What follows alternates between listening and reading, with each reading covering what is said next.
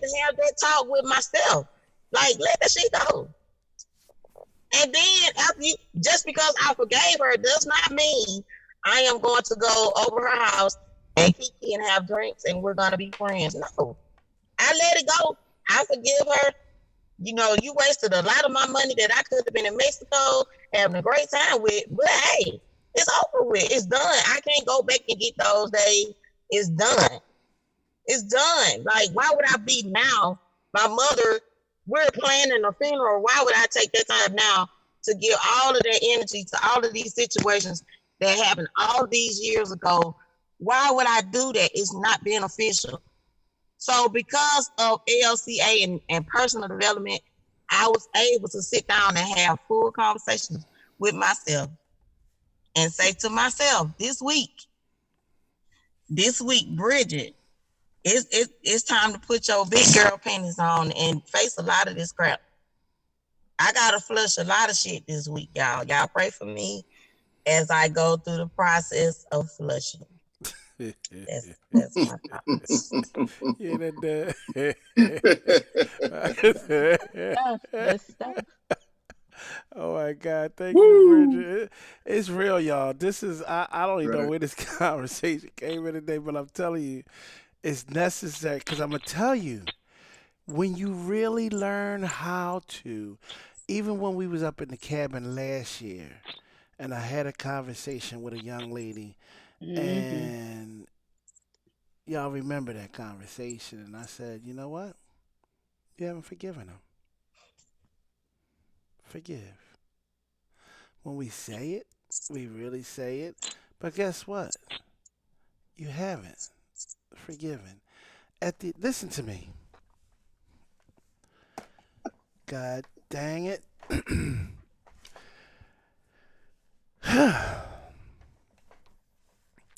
Bridget just said something. She said, just it. Even in the book, we was just reading this yesterday, if I'm not mistaken, about if I'm forgiving you, it does not mean that I have to forget. But it ain't like I'm gonna come over your house and just laugh. I'm not there. But at the end of the day, forgiveness is, cause see, a lot of y'all punk. Anyway, come on, Laverne. I'm just getting mad right now. Y'all pissing me off. Ooh, Jesus. Ah, Why yeah, we yeah, yeah, yeah. punk? Oh, Champ, why we gotta be punk? come on now.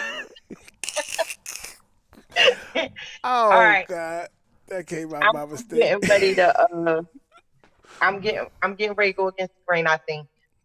So but I'm gonna ask my question first before I say my comment. My question is, who said or created or came up with forgiveness is for you, you have to forget? Because from my understanding so far of the Bible, God does forgive, but we have to ask for it and we have to repent, change. So I need help with that. That's the first thing. Hmm. That's my question. Okay. My other thing is in just responding to some of the things that was said. Um, I have an issue with one of my dad's girlfriends, but I never knew or understood why I have an issue with this woman because she's really never been around me enough to even experience something with her to know why I have an issue with her. But what I realized was that her and my mother came to my grandmother's deathbed Hmm. when she was like in her last hours. And I had a problem with that. I had a problem with that because these are people who had all the opportunity in the world to correct any type of issues that they had with my grandmother, for years, for a long time, 30, 40 years. And they chose not to. So, in my opinion, and it's just my opinion and my feelings, they just came to make sure she was dying. Because there is no fixing anything when a person is on a dying bed and they can't talk back to you. And I feel like that me asking somebody who's on their dying bed to forgive me or forgiving them, it is personal if I'm doing it, but it's not helping the situation at all. So I just don't get. I'm not going to nobody's deathbed if I ain't mess with them like that for their whole life. I don't care who they are. I'm not doing it. And it doesn't mean I didn't forgive them for anything, but I'm just not doing it. Like, I just feel like it's disrespectful. Again, that's my opinion. And so, like, my dad, I have an issue. Everybody know I have an issue with him. It is a lot of stuff. And it's like I get to this place where I feel like I forgive him. And then his energy and his mouth, everything he says, his actions and stuff make me just be like, this is why I don't like being around you. This is why I don't like dealing with you. So now I'm right back at the drawing board to forgiveness. So the energy of a person who you have to forgive for you, if that's the rule, then they come back around and that same energy on them is the same. And you got to find yourself right back there again. Like, I mean, and I get the whole, I'm not entertaining this person and I'm not responding to how they are because I can't change them. So why do I even have to consider that to be a definition of forgiveness? And I know this is loaded and I know Crystal is going to tear me apart, but this is, my heart is on this right now. My heart is really, really on this right now. So I'm going to just stop right there because I don't want to take up no more time. Laverne, I'm going to cut you. No, I'm just I would just say this. Hey, guys, and this is really, I am so glad I'm here. But at the end of the day, you asked the question just now before everything else, what did you say? What was that? What did you say? Yes. What was that question right there? My first question was, who made this up? Who created this forgiveness is for you thing? Because in the Bible, from my understanding, God will forgive us, but we have to ask for it and we have to repent. Repent is to change. So that was my question. You said, who made it up? At the end of the day, let's start there. It don't even matter who made it up. Let's just say this.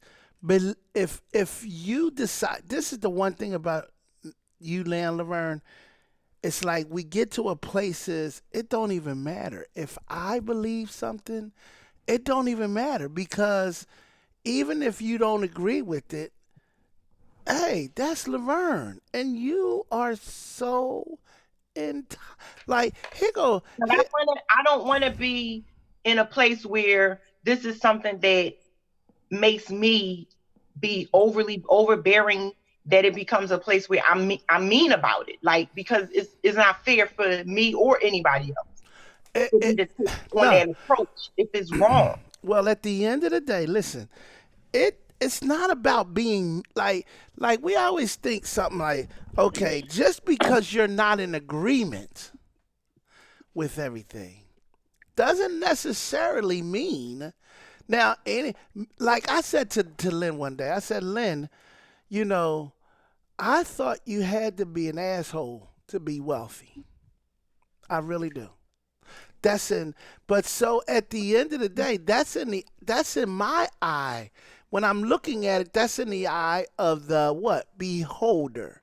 So I can't worry about you just can't do it at the end of the day. What you're saying is, well, I don't want this to hold me back. I don't want this to. Well, and if you think it's holding you back, then there's something that you believe in it. And the belief, you know what I mean? It's like, God. Huh? That's good. You know what I mean, Malcolm? That's good. Yeah, help me. Help me. The reason that forgiveness is more for us than it is for the person that we're forgiving is because God said, if you don't forgive me and their trespasses, neither will he forgive you. So first of all, it's for you, it's for your healing, like Bridget said, it's for your healing, and it's to release the negative atmosphere out somewhere else and away from you. It's a release. Once you say, I forgive that person, whether you actually feel it or not, just saying the words, those words carry power. They are a seed. Now that seed is planted. And if you say that enough, now that seed is going to start to produce actual forgiveness. You have forgiven. First of all, you said it. Life and death are in the power of the tongue. You said, I forgive you. Now, I've said it a lot of times to people where I didn't actually feel it, but I knew it was going to work. Okay. Because that forgiveness, first of all, it's something between me and God that I must forgive, because if I can't forgive, neither can God forgive. If I can't forgive, neither can God forgive. Because remember, God is in us. And God forgives first. So once we allow and submit to his way, forgiveness comes easy. I had a problem with a lady, and I had to search my entire life to see if I had ever hated anybody the way that I hated this woman. And one of the books that we read showed me myself. It had a lot to do with forgiveness. That woman was going on about her business, making her money every day, didn't even know I felt that way about her. And God said, you got to go and sit down and talk to her and forgive her. I said, well, what did I do? God is not obligated to repeat himself. So I went and did what he said and cleared the air, got rid of the drama. Now, I don't go and sit with her and party and all this, but I did what God said do. Go sit and apologize to her. I said, what am I apologizing for? He said, go sit and apologize to her. So I went and sat and apologized for my part in whatever caused what was going on between us, because I did have a part in it. So I asked for forgiveness. I apologized for my part in it. Then I asked for forgiveness, and then I said, I forgive you as well. So what it really does, it builds a better bridge for a relationship. That's what the forgiveness does. Gee, so that's good. That's good, because it just really, really, like, now look at this. Here is Darlena yesterday, and she's talking about energy. Derek comes up here and he says he tried to go the opposite way when she asked the question, but he couldn't. It just, like, you'll say, is this here? And the energy said there wasn't nothing he could do. He was trying to go back. This is when we was up in the cabin. Y'all gonna learn this stuff. This is not witchcraft. It's real, guys. So, listen, Derek, how you doing, buddy? I'm doing pretty good. I'm doing better than good, better than most, and sometimes better than that. God dang it. Y'all hear that? Yeah, give it up. Damn. I got a purpose, but I don't know what it is yet, but I'm working on it. I know that. He gonna find it in a minute. Can I read something? No, wait a minute. I got to finish this topic. So yesterday, and he told me this, y'all, so I'm going to have a conversation with y'all, because this is really on to what you said. She had asked you something yesterday. What was that question you told me? She asked you, and you wanted, and you was trying to read. He said even in his mind, he was trying to go. This is the piece. This is the reason why he seemed like he was drunk yesterday. Cause at the end of the day, we ain't seeing it. It's like, is he going forward? Is he going backward? Cause he's really resisting it. Yeah. And it's not until you see, personal development doesn't work if you're doing it because somebody else said you need to do it. When you do it, when she asked the question, you got to be in a place that you are willing to surrender to this. You don't have, no. You can talk, oh yeah, I'm going to see if this works. No. Just go into this place of relax. This is why a lot of women say, no, I ain't never going to go ahead and submit. You know how hard it is to submit? Submit to me. Submit to me. Submit. A lot of us won't even get to experience him if we don't do that. It's just like the forgiveness. It's not only for him. Just do it. Let it go. Love you, man. Right. Jesus. So what happened, Derek? When she had what was it? Do you remember? I don't Right. remember the question she asked me, but I think whatever the question was, I wanted to say no. I wanted to say no because when she first started to exercise, I relaxed my body, I closed my eyes, I relaxed everything. The first question she asked me is my name, Derek. My body automatically went forward. Mm. And she asked me, then she went deeper, and I can't remember the question, right? I can't remember the question, but I was like, I'm on camera, and I don't want them to know that I got a problem in that area. But like you said, until you are willing to admit and let go, you can't fight it. You can't fight it. It's gonna always be there. It's gonna keep popping up in all aspects of your life, and it was exposed to me. So now she said that I have to. Something happened at the age of 16. So I did the math. I'm 45.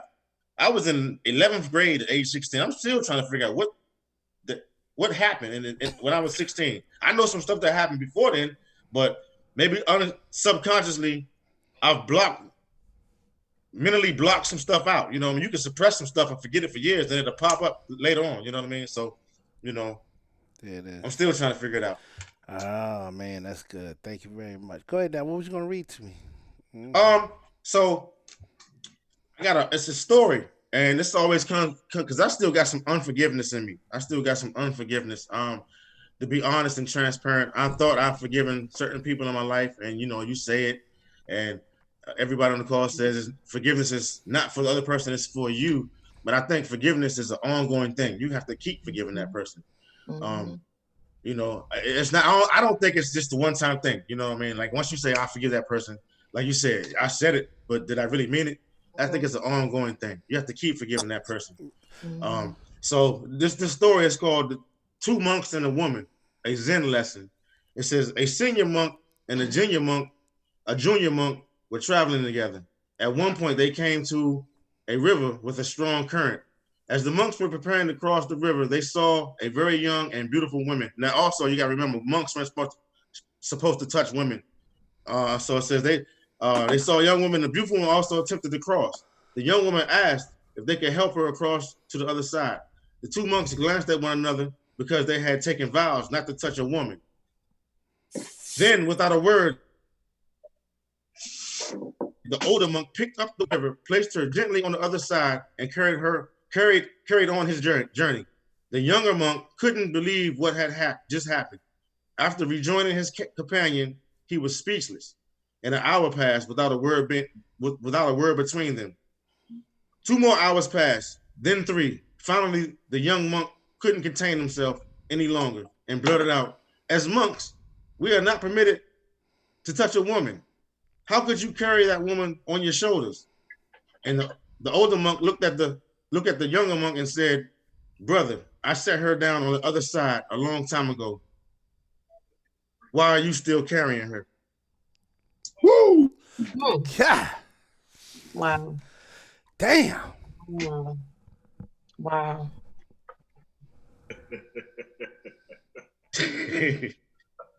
That's good. And I've been carrying a lot of stuff for a long time. I got this saying, I always imagine me being on a horse and the horse is galloping and all of a sudden he knocks me off the horse and I'm still holding on to the reins. Either I'm letting go or I'm getting dragged. You can't hold on and let go at the same time. You can't. It's impossible. It's impossible. You can't do it. So and I think the question that Deidre asked me the other day, because I cry a lot, right? Because a long time ago, the only time I could cry was when I laughed. Tears would come out, and everybody was like, "Why are you always crying when you're laughing?" Well, I say, I don't know. Maybe I'm wired differently. You know what I mean? But she was right. Look at my eyes now. Mm-hmm. She was absolutely right. You know what I mean? And so I was trying to fight it yesterday. I was like, no, but it pulled me forward. I felt the energy. But anyway, that's what I wanted to share this morning. That's what I wanted to share. Wow. What I tell you, Derek, I told you, you speak with clarity. You have changed. and now the change is being manifested. God. So just keep growing, Doc. Yes, Cry sir. as much as you need. That's right. That's the hell Cry right. as much as you need to, because even that helps. It's 10, but we're gonna go ahead. It's time for Crystal to preach. Crystal, please. Mm-hmm. Yeah. What y'all talking about? Don't nobody be doing all that. Okay, what y'all talking about? It's time for Crystal to preach. Oh my God. I don't know what y'all talking about. I'm just gonna share. You call it what you want. Call it what you want. Look at him. So, Look at him. He got a mic.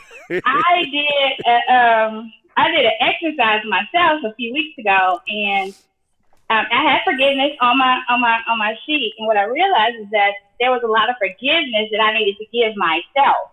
Right? Wasn't necessarily to other people, because at the end of the day, what I've realized is that if I have unforgiveness within me, it's probably because I have created or told myself that somebody should be something other than who they have shown me that they are. So I had created this story because they're being exactly who they are. They didn't sign an agreement that they was gonna be anything else. At the end of the day, I'm really mad at myself. I am really holding the unforgiveness myself. Why? Because I'm the one who created the story. They never sat down and said I'm gonna be this. My daddy never sat down and said he was gonna be a daddy to me. He didn't tell me that. But society told me that my daddy should have been a particular type of way. So at the end of the day, I'm holding on to the expectation that I created based on the programming that was handed to me. So all of this that I feel, it is self-inflicted. It is a story I told myself. And because I had this expectation, I'm walking around here angry and carrying whatever it is that I'm carrying. And so, even a lot of times y'all hear me say that it's not about me. Because see, according to my flesh then created a whole lot of stories. And my flesh would say, no. My flesh would say, hell no. My flesh would say, I ain't giving you a damn thing. My flesh would say a whole lot of stuff, right? And so it is not about me. It's not about my personality. It is about the spirit and essence and the truth of who God created me to be, which is his will. See, my will, I'm going to withhold from you. Because why? In my mind, you don't deserve it because I done told myself that you should have been something other than what you are. But according to the spirit, which means that I have to crucify this flesh, I got to get out of my own way, and I got to know that all things are working together for my good. So now it's no longer about me. It's about what God wants to do through the spirit in me. You get what I'm saying? Mm-hmm. And so there's a lot of people, they have hurt me. There's a lot of people who've done a whole lot of different things to me. And if I hold that, what then it does is it's weight. That is weight. We say mind over matter, right? Well, we're matter in the earth. And so if I'm holding on to all these false ideas, perceptions, beliefs, that is a whole lot of weight that will cause my spirit to be weighted down, and which will cause me not to be able to evolve into the truth of who God created me to be. So what I now understand in my personal development, in my journey, that everybody that triggers me, they are under a soul contract with me. They're doing exactly what they're supposed to do because these things are hidden in me. And so when they show up to expose them so that I can let go of that matter or that thing that's preventing me from ascending back into spirit where God has called me to dwell. We spiritual beings having a human experience, not human beings having a spiritual experience. However, we bow to the flesh rather than surrender to the spirit. You know what I'm saying? And I know for me, that's where I was missing it at. I kept surrendering to what it felt like, how I heard it. Those five senses trip us up, and those five senses make it about this flesh. But at the end of the day, when you crucify those and you go back into spirit, then those things don't pull you like that. That's why I say dissolve it in you and it dissolves around you. You got to really settle in your spirit that ain't nobody doing nothing to you. They're actually doing this for you.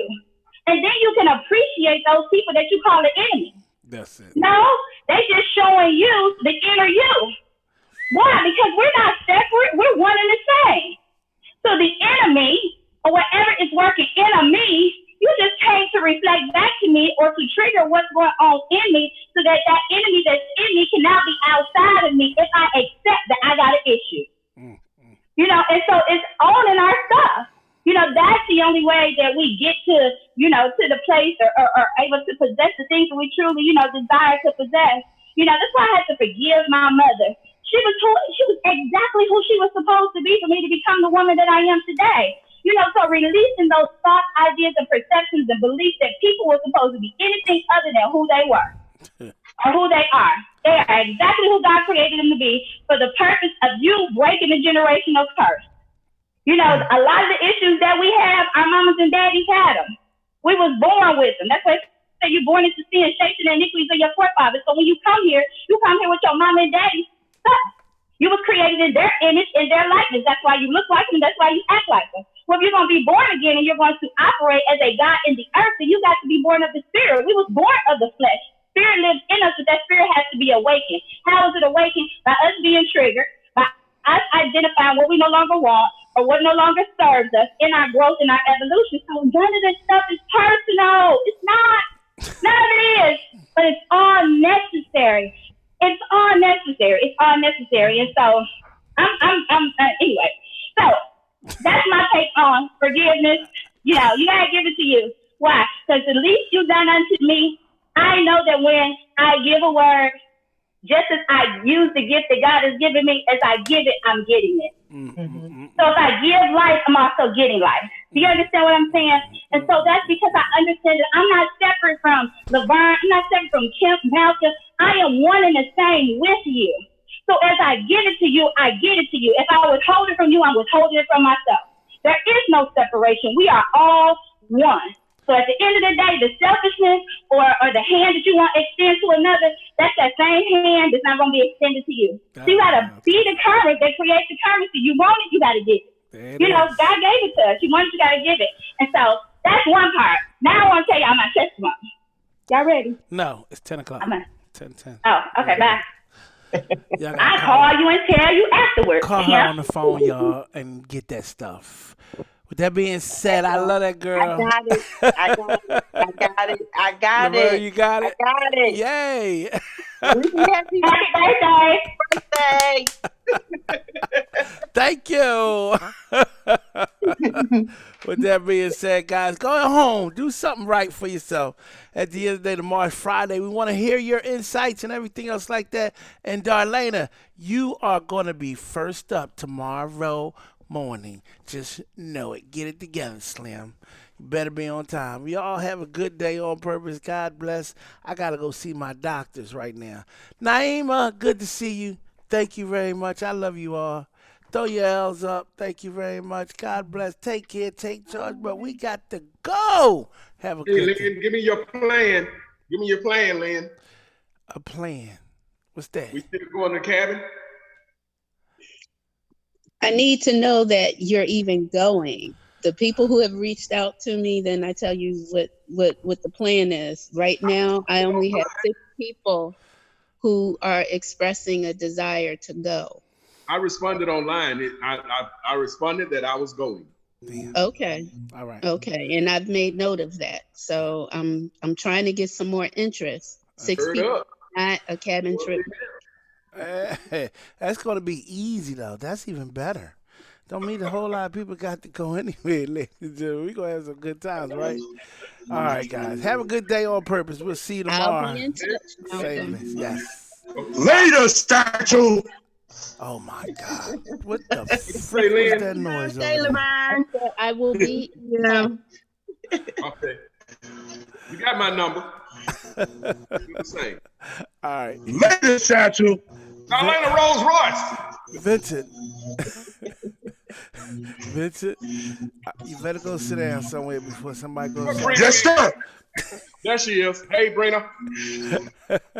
Hey, dear. BT Cruiser. Back up.